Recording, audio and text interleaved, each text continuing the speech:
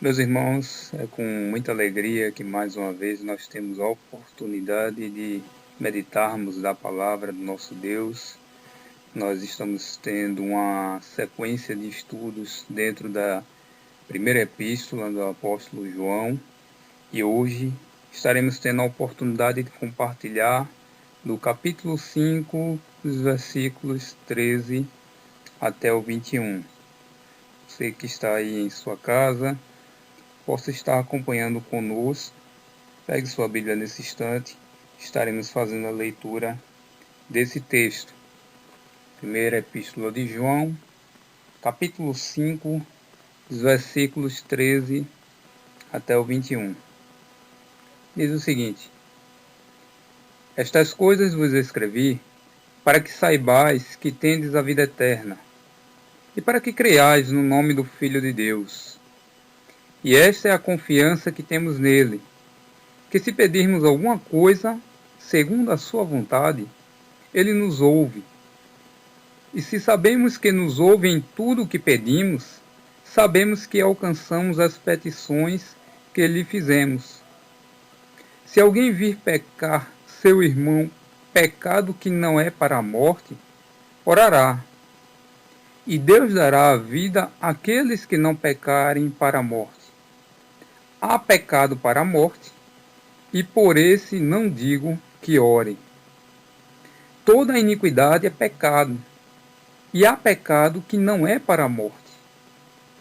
Sabemos que todo aquele que é nascido de Deus não peca. Mas o que de Deus é gerado conserva-se a si mesmo, e o maligno não lhe toca. Sabemos que somos de Deus, e que todo o mundo está no maligno. E sabemos que já o Filho de Deus é vindo, e nos deu entendimento para conhecermos o que é verdadeiro. E no que é verdadeiro estamos, isto é, em seu Filho Jesus Cristo. Este é o verdadeiro Deus e a vida eterna. Filhinhos, guardai-vos dos ídolos. Amém. Que o Senhor aplique a leitura de sua preciosa palavra em nossos corações. Amém. Vamos orar nesse instante. Querido Deus, Pai Celeste, muito obrigado pela oportunidade que nós temos de mais uma vez meditarmos na Tua Palavra. Essa Tua Palavra que é fiel em nossas vidas e revela aquilo que Tu tens de propósito para os nossos corações. Meu Deus, que nesse instante nós nos coloquemos em Tuas mãos para ouvir o que Tu tens a falar nesta ocasião. É no nome de Jesus que nós te oramos. Amém. Meus queridos, diante do texto bíblico que nós tivemos a oportunidade de compartilhar, gostaríamos de dividir essa nossa meditação em 3 tópicos. O primeiro deles, compreendendo os versículos 14 ao 16, diz respeito ao fato de que Deus ouve as nossas orações. Versículo 14, na parte final, diz que Ele nos ouve. De fato, Deus, nosso Pai Celestial, ouve as nossas súplicas, as nossas orações. E Ele sempre responde, com um sim, com um não, ou com um espere. Precisamos estar bem cientes disso, de que Deus sempre responde à oração daqueles que o buscam. Agora, é possível que a resposta que Ele haverá de dar para nós não seja exatamente aquilo que eu esperava, aquilo que eu gostaria. Mas Ele sempre está atento a nos ouvir e sempre haverá de nos responder, com um sim, com um não ou com um aguarde. Precisamos compreender aquilo que está, por exemplo, no versículo 15, quando o apóstolo João afirma que, e se sabermos que ele nos ouve em tudo o que nós pedimos, sabemos que alcançamos as petições que lhe fizermos.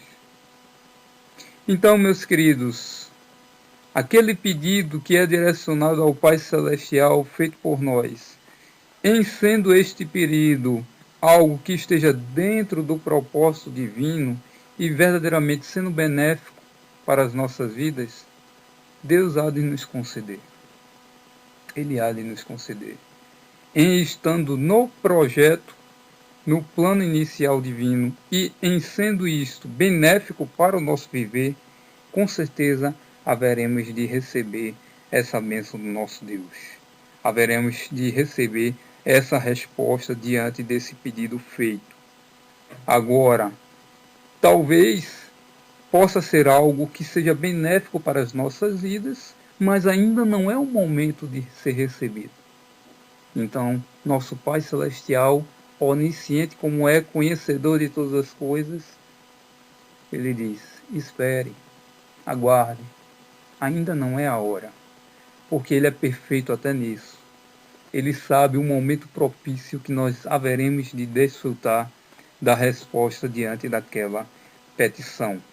Ou, conhecedor como ele é dos nossos corações, talvez aquele nosso pedido não venha a ser benéfico para o nosso viver. E aí a resposta é não. Ainda que seja algo que contrarie um interesse que eu tinha ao fazer aquele pedido ao Pai Celestial. Mas Ele, conhecedor de todas as coisas, sabe o que é melhor para cada um de nós. E sempre está disposto a nos ouvir. No versículo 16, meus queridos, nós vemos que o apóstolo João, dentro desse contexto de direcionarmos os nossos pensamentos a Deus, de nós colocarmos as nossas petições a Ele, ele começa a particularizar no versículo 16 a súplica por um irmão. A oração que é direcionada ao Pai Celestial, pedindo por alguma área específica que alguém está vivenciando, um irmão em Cristo. E isso, bem verdade o é, que deveria ser uma prática comum dentro da família cristã, dentro de um ambiente da igreja. Entre nós, irmãos, nós devemos sempre vivenciar esta prática de estarmos orando um pelos outros, orando inclusive pela vida espiritual de cada um de nós. O versículo 16 trabalha bem essa temática de oração pela vida espiritual de um irmão que está vivenciando uma situação pecaminosa. E aí é bem interessante nós enfatizarmos isso, porque o versículo trata do pecado através de duas naturezas. O pecado, aquele, segundo o apóstolo João, sem ser para a morte da pessoa, né, que porventura foi acometido por aquela situação pecaminosa, e o tipo de pecado que, segundo o apóstolo João, é direcionado para a morte. Então, no versículo 16, que diz: se alguém vir pecar seu irmão, pecado que não é para a morte, haverá de orar por ele. E Deus dará a vida àqueles que não pecarem para a morte. Há pecado para a morte, e por esse não digo que ore. Então é interessante, meus queridos, porque ao ler este versículo, nós vemos o apóstolo João falando de duas situações possíveis. De irmãos em Cristo que estejam vivenciando uma situação de pecado, pecado este que, segundo ele, não é para a morte, e uma outra situação de um irmão que está vivenciando uma situação de pecado que é para a morte. E a orientação do apóstolo João é que, para esse que está vivenciando uma situação de pecado que não é para a morte, nós devemos orar por ele.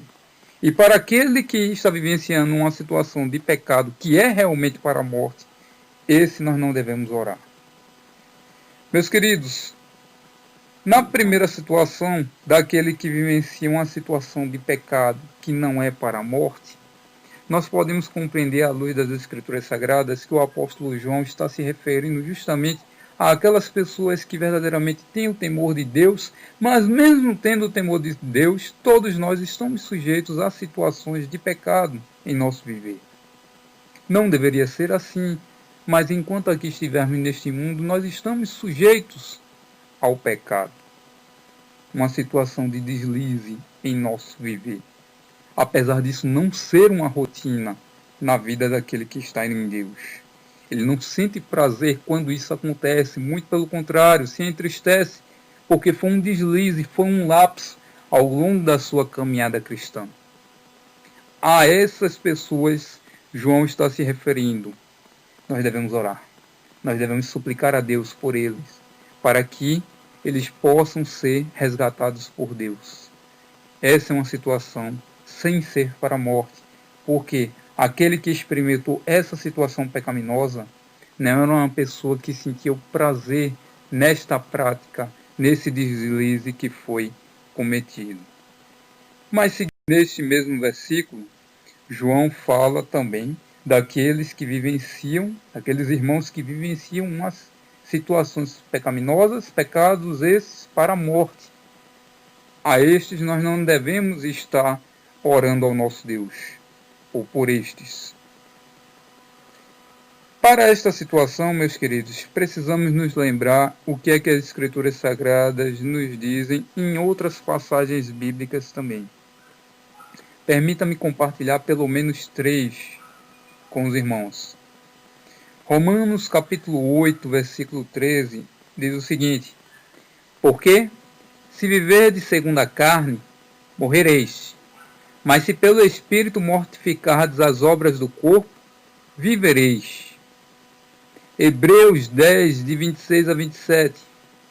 Porque se pecarmos voluntariamente, depois de termos recebido o conhecimento da verdade, já não resta mais sacrifício pelos pecados, mas uma certa expectação horrível de juízo e ardor de fogo que há de devorar os adversários. E ainda em 2 Pedro, capítulo 2, versículo 20 ao 22, porquanto se, depois de terem escapado das corrupções do mundo, pelo conhecimento do Senhor e Salvador Jesus Cristo, forem outra vez envolvidos nelas e vencidos, tornou-se-lhes o último estado pior do que o primeiro, porque melhor lhes fora não conhecerem o caminho da justiça, do que, conhecendo, desviarem-se do santo mandamento que lhes fora dado. Deste modo, sobreveio-lhes o que por um verdadeiro provérbio se diz: o cão voltou ao seu próprio vômito, e a porca lavada ao espojadouro de lama. São palavras fortes, mas que estão contidas nas Escrituras Sagradas e afirmam justamente, ou dizem respeito justamente a pessoas que estão até mesmo dentro do nosso convívio, dentro das igrejas, pessoas que, num primeiro momento, se dizem fazer parte dessa grande família cristã e que até, de repente, começaram bem a caminhada cristã, mas as suas práticas hoje dizem respeito a alguém que verdadeiramente não tem o temor de Deus em sua vida. São pessoas que se enquadrariam perfeitamente nas palavras ditas nesses 3 textos bíblicos. E a essas pessoas que possivelmente o apóstolo João se refere nessa situação de pecado para a morte, e por esse não digo que ore. São pessoas que, lógico, isso não acontece da noite para o dia, leva-se um certo tempo, mas que vão esfriando na fé, vão se distanciando de tal forma do primeiro amor que o reflexo de Cristo não é possível mais ser identificado em seu viver. São pessoas que verdadeiramente se distanciaram daquilo que era o propósito divino. E aí o caminhar delas não poderia ser outro senão para a morte. Na realidade, ainda dentro dessa temática, existem alguns teólogos que defendem que essa aplicação da morte, contida no versículo 16 da primeira epístola de João, capítulo 5, teria possíveis 2 interpretações. Alguns teólogos defendem a interpretação da punição divina, outros teólogos defendem a interpretação da apostasia. Aqueles que defendem a interpretação da punição divina se utilizam de outros exemplos das Escrituras Sagradas que dizem respeito justamente a pessoas que, num primeiro momento, faziam parte, né, do povo de Deus, mas que cometeram pecados que foram verdadeiramente disciplinados por Deus com a própria vida. Alguns exemplos nós podemos encontrar no Antigo Testamento, né, como Nadab e Abiú, os filhos de Arão, Corá e seu clã, Acã, Uzá. No Novo Testamento nós temos o caso de Ananias e Safira, e alguns crentes, né, lá de Corinto, que desprezaram o significado da ceia do Senhor. Então, o sentido de morte seria um sentido justamente de punição, ainda em vida mesmo, para essas pessoas, diante justamente dos maus caminhos que essas pessoas acabaram escolhendo para o seu viver. Mas há também alguns teólogos que defendem a questão da apostasia, do distanciamento da palavra, de maneira tal que não é possível mais identificar o reflexo de Cristo na vida daquelas pessoas.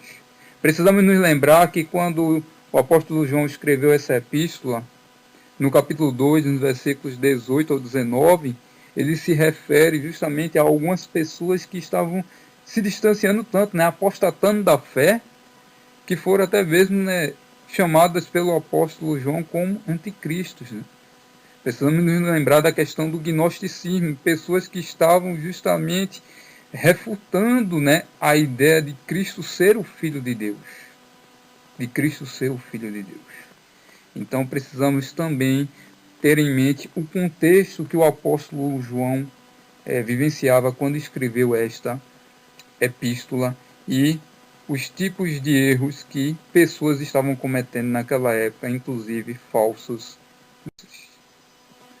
Mas continuando, meus irmãos, o segundo tópico que nós gostaríamos de pontuar dentro desse texto diz respeito que Deus conhece os nossos corações. Está compreendido nos versículos 17 até o 19. Além de Deus ouvir as nossas orações, Deus conhece os nossos corações. Parte final, né, do versículo 18 diz: mas o que de Deus é gerado conserva-se a si mesmo, e o maligno não lhe toca. No momento que nós aceitamos Jesus como Senhor e Salvador de nossas vidas, o maligno não tem poder sobre o nosso viver. Ele pode ter poder até sobre alguns aspectos físicos de nossa vida, nossa saúde, nosso trabalho, nossa família, enfim. Mas na nossa salvação, ele não tem condições de tocar. Para aquele que está em Deus, para aquele que passou a ser nova criatura, para aquele que passou a ser filho de Deus, o diabo, o inimigo de nossas almas, não tem poder espiritualmente falando. Em Efésios capítulo 1, versículo 13, nós encontramos o texto que os irmãos podem ver aí. Em quem também confiastes, depois que ouvistes a palavra da verdade, o evangelho da vossa salvação. E tendo nele também crido, fostes selados com o Espírito Santo da promessa.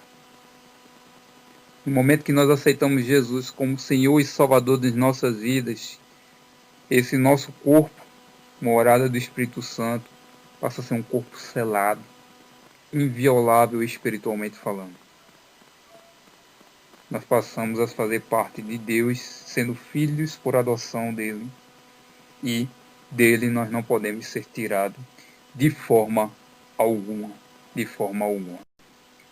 Mas, meus irmãos, além de Deus ouvir as nossas orações, e onisciente como é, além dele também conhecer os nossos corações, Deus nos traz consolação. Isso está evidenciado nos versículos 20 e 21. Chama a atenção principalmente do versículo 20, meus queridos. Quando a primeira epístola de João, no capítulo 5, afirma: sabemos que já o Filho de Deus é vindo e nos deu entendimento, para que conheçamos ao verdadeiro. E no que é verdadeiro estamos, isto é, em seu Filho Jesus Cristo. Este é o verdadeiro Deus e a vida eterna. Este é o verdadeiro Deus e a vida eterna. Que maravilha, né? Termos a oportunidade de ler um texto como esse. Deus é fiel em nossas vidas. Cristo é verdadeiro em nosso viver. Ele morreu na cruz do Calvário, foi real. Ele é real, está nas mansões celestiais. Em um dia haverá de vir para nos buscar e levar para lá fazermos morada eterna. Todos nós salvos, todos nós que o aceitamos ainda em vida. A vida eterna é real. Nós haveremos de desfrutar dela nas mansões celestiais. Que maravilha nós termos um Deus que traz consolação, esperança, conforto para o nosso viver. Temos vivenciado dias tão difíceis, né? Onde temos tantas pessoas desesperançadas. Mas para aquele que está em Deus, a esperança, ela é real. Porque é em Deus. Porque não é em homens. É em nosso Pai Celestial. É em nosso Salvador Jesus Cristo. É no Espírito Santo que consola as nossas almas. Portanto, meus queridos, que nesta ocasião nós verdadeiramente compreendamos essa palavra e possamos pôr em prática em nosso viver. Deus nos ouve, Deus ouve as nossas orações. Deus conhece os nossos corações melhor do que nós mesmos. E Deus nos traz consolação. Consolação e esperança de dias melhores. E esperança de que o melhor de nossas vidas nós ainda haveremos de desfrutar e será lá nas mansões celestiais.